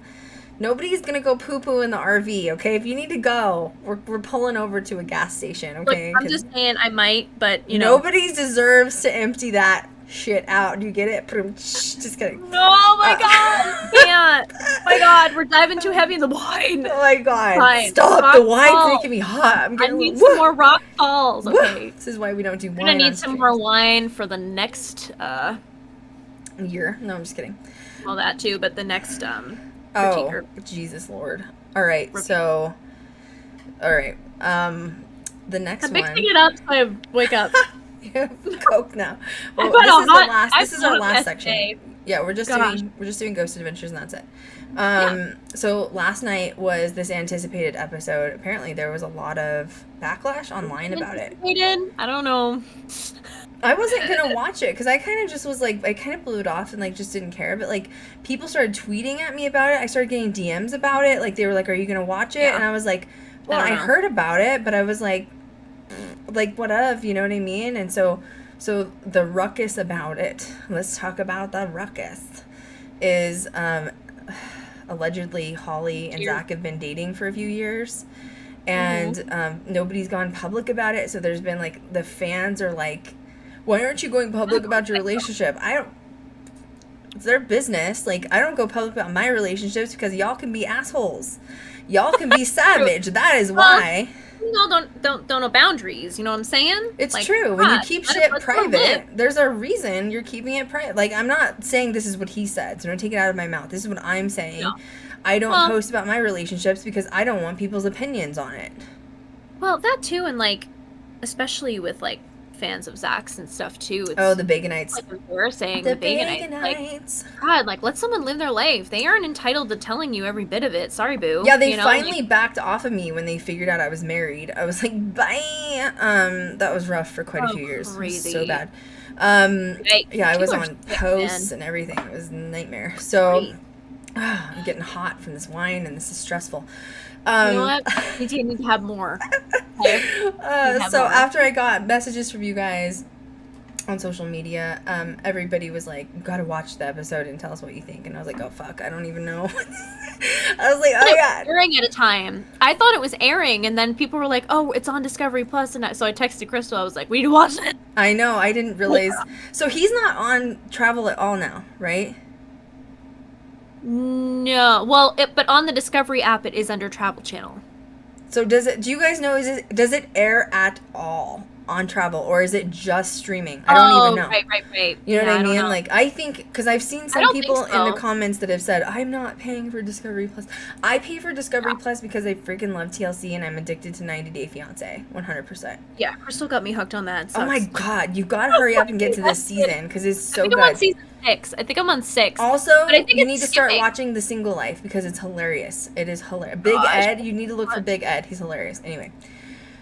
All right, so the episode. Memes. Do what? Oh, the Big Ed memes. I was like, I was trying to do the no neck thing, but it's The fine. no neck, poor guy. He's got something wrong. I don't remember what it's called. It's like his Poor like guy. his head is like fused to his spine or something. I don't know. Good for him. He just keeps going. You know what I mean? He's trucking along. Bye. Okay, my train a lot. It's the wine. I'm sorry, guys. It's been a long year. The Holly Madison episode. Yes. So there was a ruckus going on online about it, and basically a lot of people. I went through the comments because I was just being nosy. These Yeah. are mainly comments on like Ghost Adventures Twitter and Instagram, and people were like, "We're boycotting this episode. We're banning it. Da da da. Like we're done. Like don't mix business with pleasure. And I'm like, look, dude. It's his show. Done. It's Yeah. his show. Yeah. He can do whatever Let he him do his wants. thing. Yeah. I mean, someone said I'm also addicted to 90 Day Franchise. Me too. Holler. It's so good. So crazy good. It's so good. It's one of my faves. So it starts out that he's going to be he's helping a friend, which I thought that was interesting. Did you catch that? He said it like 8 times. I know. When a friend is in need. Yeah, there's My friend. There's And I was some like, other okay. tea that I've seen online, and I don't gossip, but I'm gonna gossip because it had some wine. That supposedly they have been broken up for a while, but decided to stay together to make it look like they were together until this episode aired, per Zach's request. So, which honestly, that sounds like something he would do. I'll be honest with you. Like, that's weird. That's like a, what's the word I'm looking for? It's like a PR stunt. Wouldn't that be like an appropriate way to say it? It's like a PR stunt. That's correct. So, do I know? I don't know. I have no idea what's going on in his personal life, nor do I care. I'm negotiating. I'm busy. Literally. Crystal's a woman. Okay? I'm tired, and I just need a really long nap and a You vacation. need more wine and a nap. So we're at a friend's house to help a friend, and I'm like, yeah, we get it, okay, like, you're trying to, I don't know what you're doing, but whatever. So they're in the Hollywood Hills. Now, I feel like the history was a little, like, on the area, if you're not familiar with Hollywood or that area. That area in particular used to be native land. I don't know the indigenous population that was there. I don't know the actual tribe that was there. I do think, like other native tribes, they were forcefully removed from the land. But I did I take you through the Hollywood Hills? I don't think I took you up there, did I? No. So that area in particular, like, I think the area she lives in is probably, like, guarded and gated, so you can't just go drive through there. You know what I mean? So, like, don't just try it. But there are some areas you can drive through, and when he said it feels like a portal, he's absolutely correct. I don't know if anyone's watching has seen or, like, been to those areas in particular I'm talking about, which is basically the bottom of the mountain or the hills where the Hollywood sign is. Because if you could see on the episode, you could see the Hollywood sign in the background. The area is very strange. I can't really explain. Like, I'm going to be real and say that I'd never buy a house there. And they're beautiful homes, like, and they're very custom homes. They're very, like, different homes. Like, even if you ever get bored, like, go on Zillow and just look at, like, homes in the Hollywood Hills. They're all very different because, you know, like this guy was a doctor, and, like, obviously a lot of producers and executive producers have built their own, like, custom homes, and they're old, and you know, the Spanish style homes are beautiful. But it is haunted. It's very strange up there. I can't really explain what it is. Like, it feels like chloride. Except it's, like, times, like, it's very large, because it's, like, the whole... God. Yeah, it is. And, like, that place, oh, my God. Yeah, and you know what that feels like. How do you describe it? A portal. A portal. Like, it literally feels like just a portal. It does. You know? Yeah, like, it feels like there's just shit coming in and out, and you don't even know where it's coming from. Like, it doesn't feel like home. I know that sounds strange, but, like, a normal area. Yeah. So when they said they were in that area, I was like, well, I'm not shocked that it's haunted. So I don't, like, there's some people online saying they think that Holly faked that her house was haunted. I don't think so. Like, I think it's haunted for sure. I think it's not just her house, though. I think it's the whole area. So that's not very shocking to me. Let's see. They opened with Bridget from Girls Next Door. Why didn't they introduce them as the Girls Next Door? No. Or, maybe like, they're trying Playboy to, like, separate bunnies? themselves from it. Maybe they're trying to, like, create their own thing. I don't know. Yeah. That's weird, though. They looked like they were both getting ready to go play tennis. I was really confused with the tennis outfits. I think I was more confused with why a sweater was worn and the tennis shoes. Maybe they want to. Maybe they play tennis professionally or something. Like, maybe they, like, work out. I don't know. Is that gonna attract ghosts, though? Well, like, you're right. I don't know. Like, whatever. I mean, I don't know. I don't know. I have some concerns. It was trendy. I told Krystal that I felt like I was looking back at, like, a 2000s magazine. I feel like I was in the early 2000s. Yeah, you I was did like, say what that. is happening? Yeah. Literally. So the very first thing I want to talk about is there was a horrible cinematography shot that happened. Oh my God. And I talked about it on I love on that Instagram. Story. Oh my gosh. And I don't. Yeah, that was who was behind the camera? Even if it was Jay, you're fired. Who was behind the camera? No. Who did that? No, but that was a bad plane situation going on. There was a shot where Holly was, like, on steps. And then Zach was down by, like, was it a garage or something? Or, like, I don't even know. Down the hill and or whatever. She looked like a behemoth giant. And he looked like this, like, little Planters peanut man. Oh and the shot was horrible. And, well, like, it was... I feel like it was supposed to be edited out for some reason because when they showed the clip, it was like 2 seconds long. Did you notice that? I did, but he's EP. He's supposed to have last say when he's. Why didn't he say this shot is bad, guys? Or like, couldn't they have like cut the shot and like shown Holly talking and then cut to him? Yeah. It looks terrible. There are memes now. That's an example of terrible cinematography. It looked horrible. And you said there were memes. I didn't even know that. There were memes. I still have to send them to you. Oh I my have God. them saved. See, that tells you that people pay attention to film, even though they say they don't know about film. You still pay attention to the shots. 2 seconds. It was like 2 seconds. You had to be like quick to catch that. But he did. He looked all like weird. He looked like Gollum, and she was like, I know, so bad. Anyway, I'm complaining about that because I'm a filmmaker, and that was an annoyance to me. So I'll let it go after that. Like, who did that? I did. The first thing I texted Kat, like, this is so bad. Firing them for him. Who's behind the camera? Fuck, who did this? This is so bad. I'm sorry, but like when there's one bad shot, it just makes the rest of it go to shit, you know? Like it's just bad. I've never seen Ghost Adventures with bad cinematography. It was bad. You guys have had 25 seasons under your belt to practice. What are you doing? That was rough. That was really bad. 25 seasons. There should not be bad shots at this point. I'm sorry. Period. Yeah. Jesus. Okay, anyway, I'm sorry. I'm done. I'm off my soapbox. Sorry. That was my biggest complaint about the whole episode. Stressful. It was bad, wasn't it? Yeah, I'm crying. It was so bad. Okay. Woo. Then we go inside the house. And why doesn't she have a lot of stuff on her walls? The house just seemed very, like, unlived in. Yeah.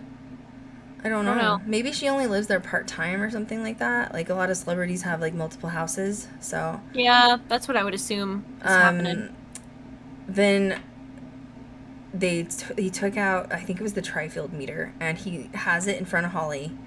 He's asking the ghost to move the tri-field meter, and he screams in her face, and she, like, jumps backwards.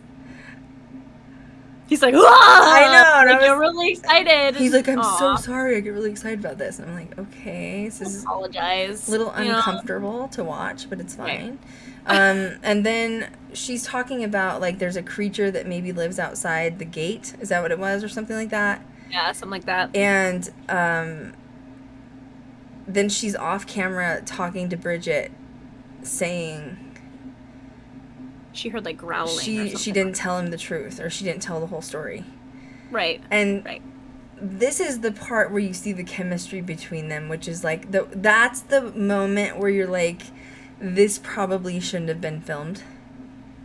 You know what I mean? Like this, as in this episode, because it was just really awkward. Because you're just like, you're in on somebody's private life, and you're like, you're seeing the chemistry between them as like a couple, and you're kind of like, ooh, this feels a little bit awkward.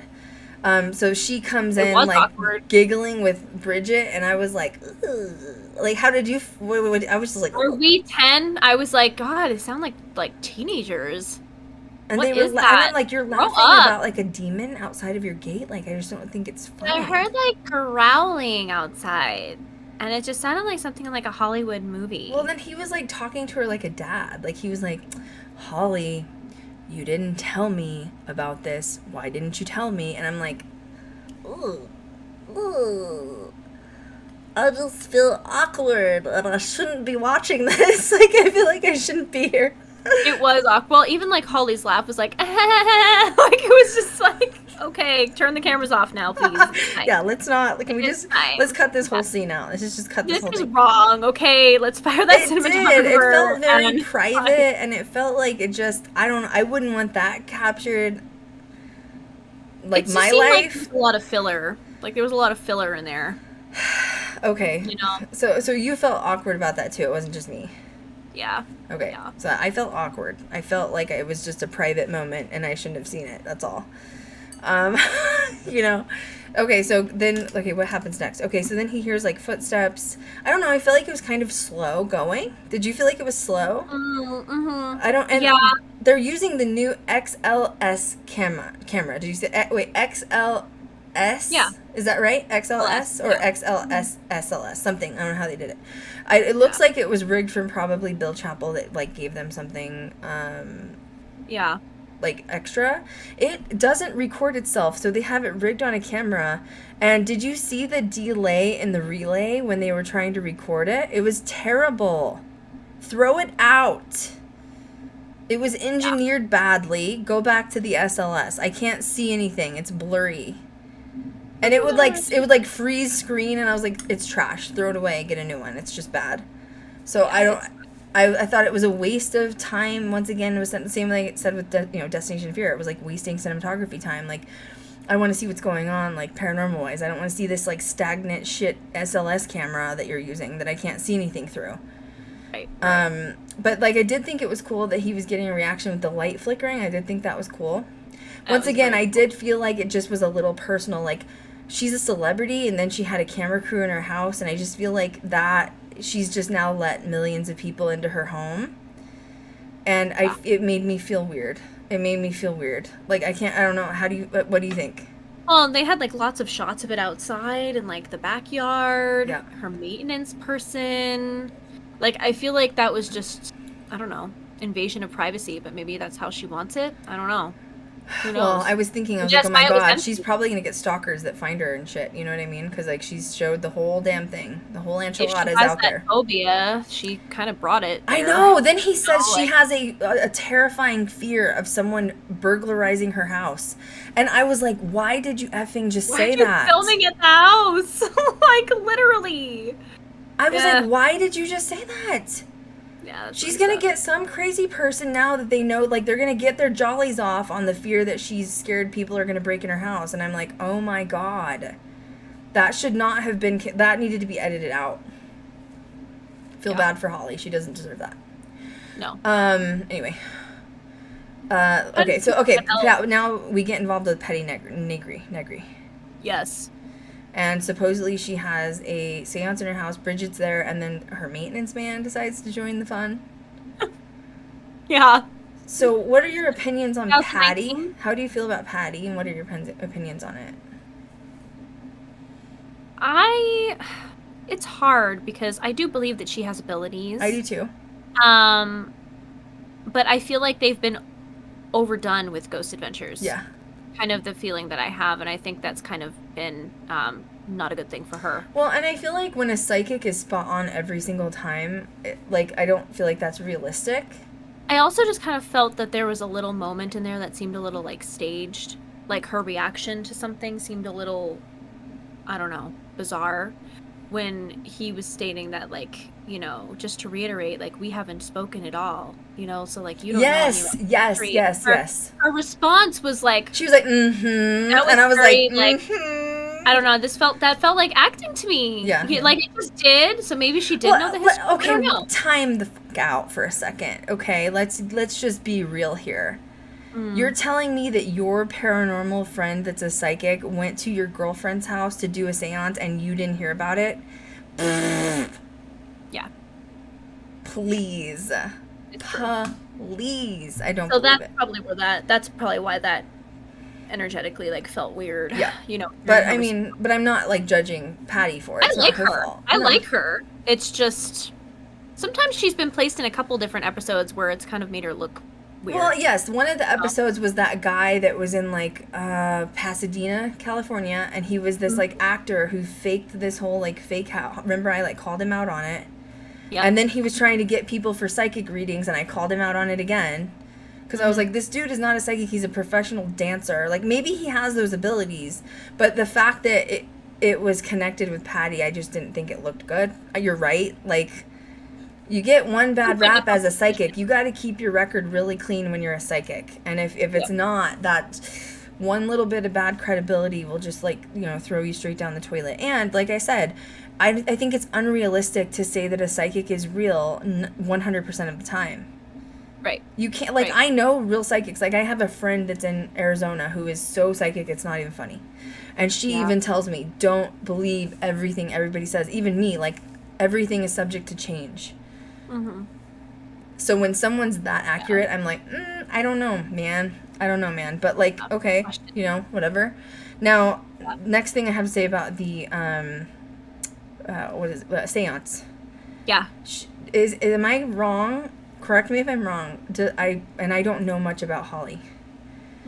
She has kids Yes. that are underage, Yes. that are, like, literally under, like, 10.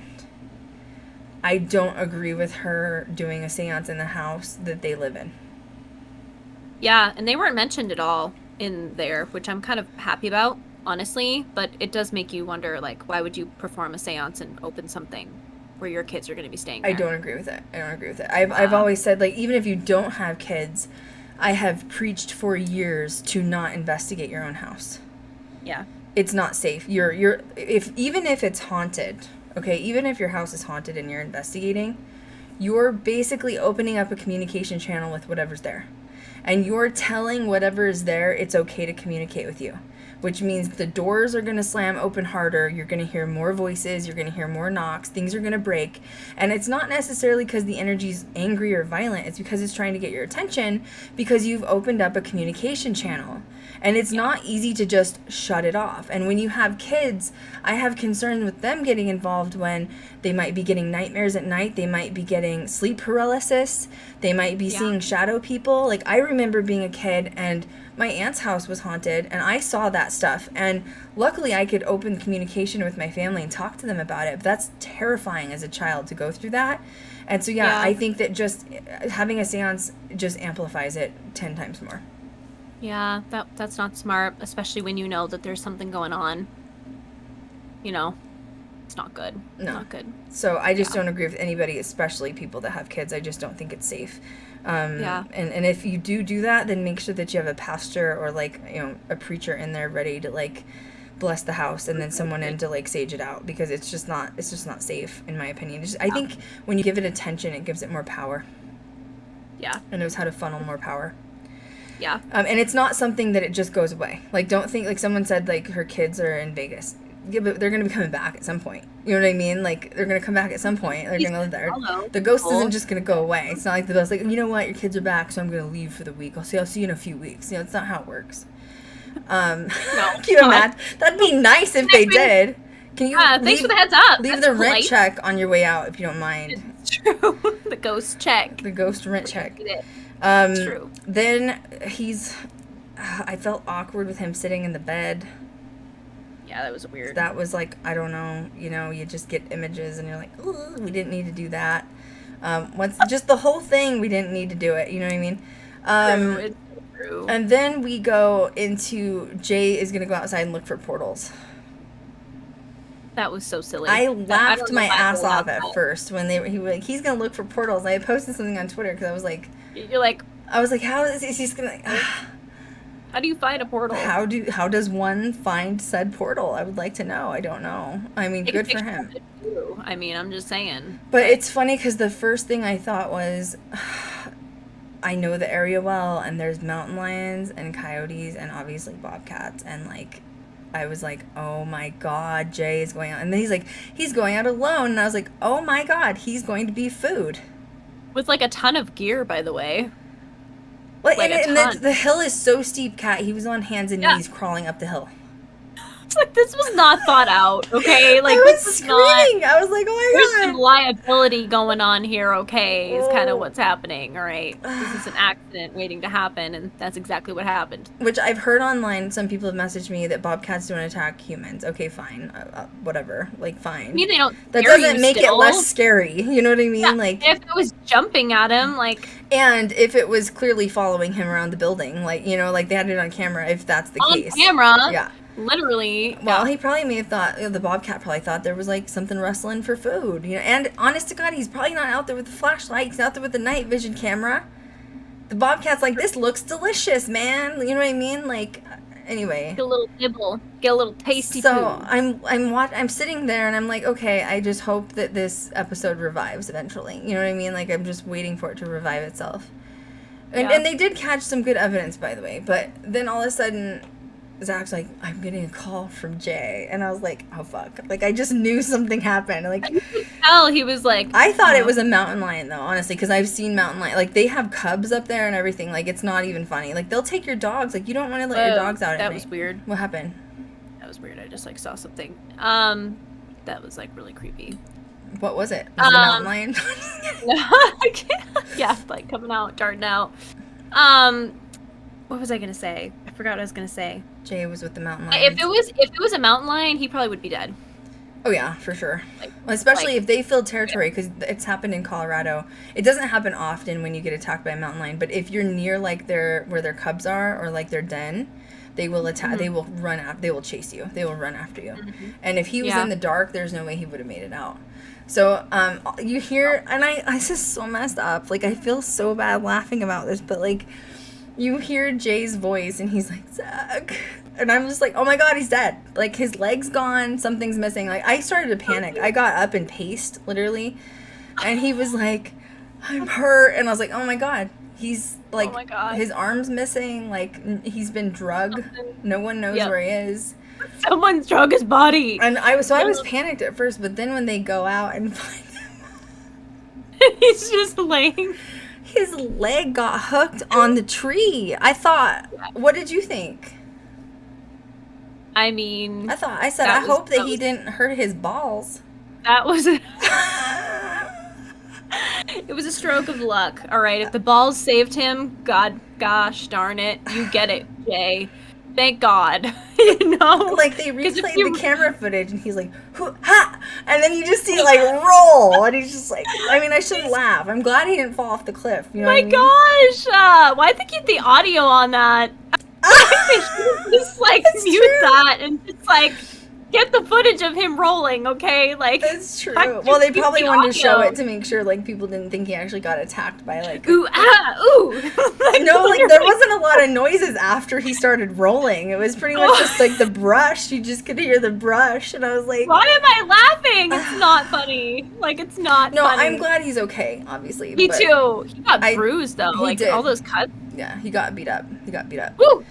So, but then like the episode stopped, and I was like, I get it, but I get it. Like they wanted to make sure Jay was okay. Like I get it. That's a great crew, but I was like, oh, maybe they'll like go back the next night or something, you know. And then that was it, and I was like, oh shit, that was it. Jay and then it ended. Got saved by a tree, and he almost not. I mean, he probably hit his balls on something rolling down. His balls. By like a boulder or something, like legit. Oh, poor guy. Probably knocked the wind out of him. You know what I'm saying? I mean, it sounded like it, and the way he was laying, it was like. I know. Zach's like he's splayed out and everything. There's bricks and all kinds of shit, and I was like, oh my God. Why am I laughing? It's not funny. I'm glad he's okay. I know. I'm sorry. I'm one of those people that laughs when people get hurt. Laugh? Yeah, I'm the same. I do. It's so bad. Oh no, I laugh when I get hurt too. Oh yeah, I'll hysterically laugh if I get hurt, you know. But like, once I realized he wasn't, you know, getting drug off by a cougar, I was fine. You know what I mean? Like, but anyway, then the episode ended, and like they did a review with Holly, and like they don't always do reviews, so that tells me they didn't have enough footage to like fill. You know what I mean? Yeah. So, because that's a very Ghost Hunters thing to do at the end, is to like do a review with the owner or whatever. And I was like, so that tells me they didn't have any other footage. So I mean, they did catch some evidence. Like people are online saying they think it's fake. I don't think it's fake. No. I think it's real. Like that whole area is haunted. It's not just her house. But you know, was it kind of a little cringy to watch? A little bit, yeah. It was a little lackluster. Not gonna lie. Yeah, it was like. It was a little awkward. I think everyone kind of expected that, though. Yeah. You know, and the haters watched. You know what I mean? Oh, so, people that like are in love with Zach that want to date him for sure were like on you can that talk shit. Bad crap however long they want, but they watched it. It's so. True. They gave him the review or the views, so you know you're just helping boost his, you know, hopefully getting signed for a 48th season, for God's sake, at this point. God. Season 48. Season 48. He's like in a wheelchair, like, hey guys, we're going on an motorized adventure. Scooter. Jesus Lord. They're gonna have an SLS cam built into the scooter. It's gonna be like a Tesla on a motor scooter. Okay, I'm just saying, someone pay me a cut if you make that. Oh my God. Kat's like, I'm claiming rights and liability on that. Half of that. Yeah. You're welcome. So yeah, it was just I was underwhelmed. I was also underwhelmed with Destination Fear. I'm concerned at this point, you know, especially with that cinematography shot that really bothered me. I know that sounds stupid, but like as a filmmaker, that was really bad. And if he had the last say and watched it and missed it, that tells me he's getting tired. Yeah. It tells me he's getting tired, and maybe it's just time to hang it up. You know what I mean? If you're missing a shot like that, you shouldn't keep that in there. And, like, that's okay. Like, he's killed it for a long time. Like, he's done amazing. Like, he should be very, very proud of himself for going 25 seasons. Like, I don't think anyone's ever going to top that, and I think that's great. No. But, you know, he needs to, like, learn to enjoy life, too. Like, I feel like he's forgotten to do that because he's been such a workaholic. And I'm concerned because now it's starting to show in his work. Yeah. You know what I mean? So, that's a fair assessment. Yeah. I actually haven't watched Ghost Adventures for probably 3 seasons or something. Like, I think I saw 1 episode. I saw the 1 episode where he introduces the female camera tech, and that was it. That's all I've seen. Yeah. So, have you watched it? No, not really. Not really. But maybe we should. We should. I don't have a lot. It's like, it doesn't feel entertaining anymore. Like, I don't know what it is. Like, I don't know if it's him as an EP or if it's him as a host. It doesn't feel, I'm empathing him, I think. And I'm empathing that he is just not as motivated by it anymore. Yeah.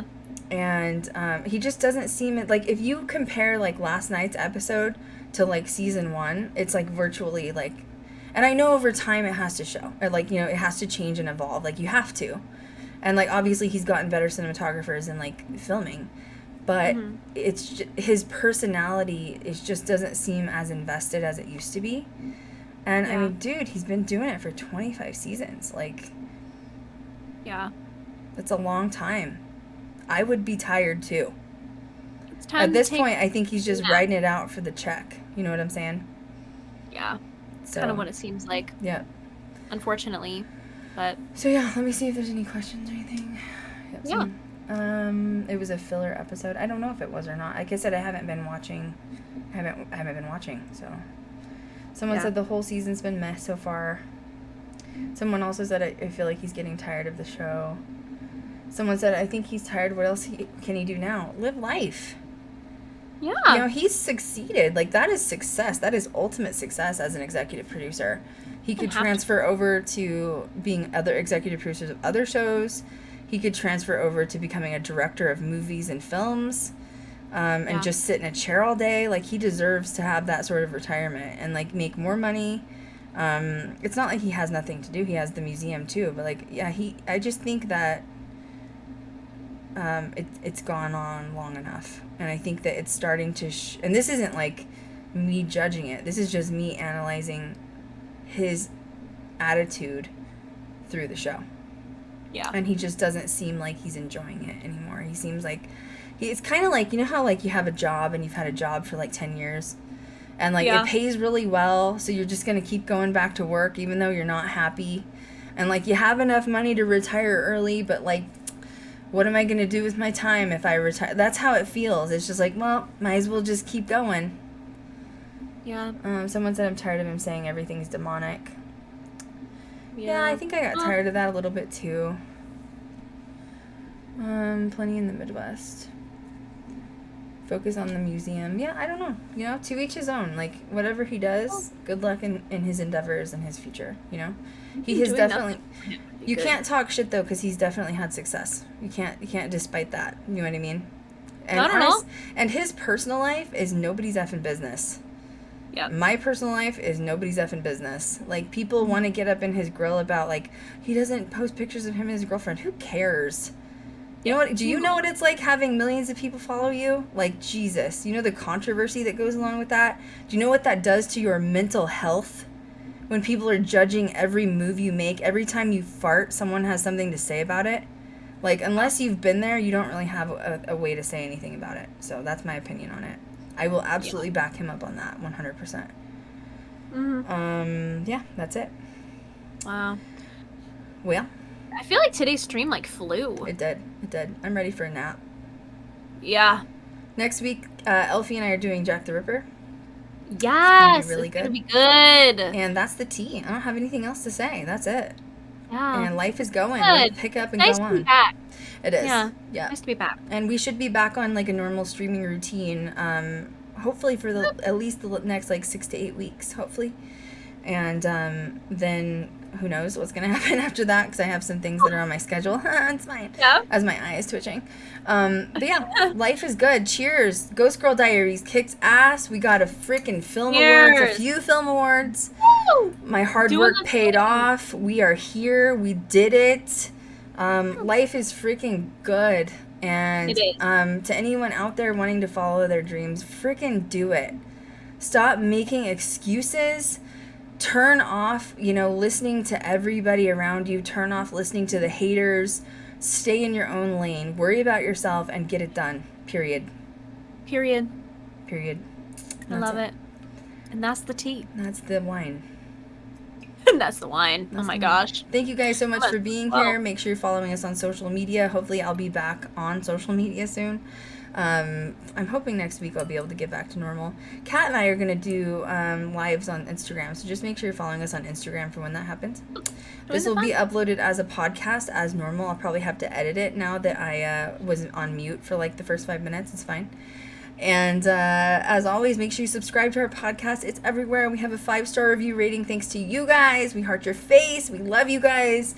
Any ideas or content that you want us to talk about, leave us comments on the YouTube channel tomorrow when this is uploaded. Cheers to the future of Ghost Girl Diaries. We love you guys. Remember, when I'm quiet, that means I'm working. And this time, your girl is a hustler, and I did the thing. You know what I'm saying? Doing the thing. Have a Actively. good weekend, guys. Good night. Stay spooky. Bye. Bye guys.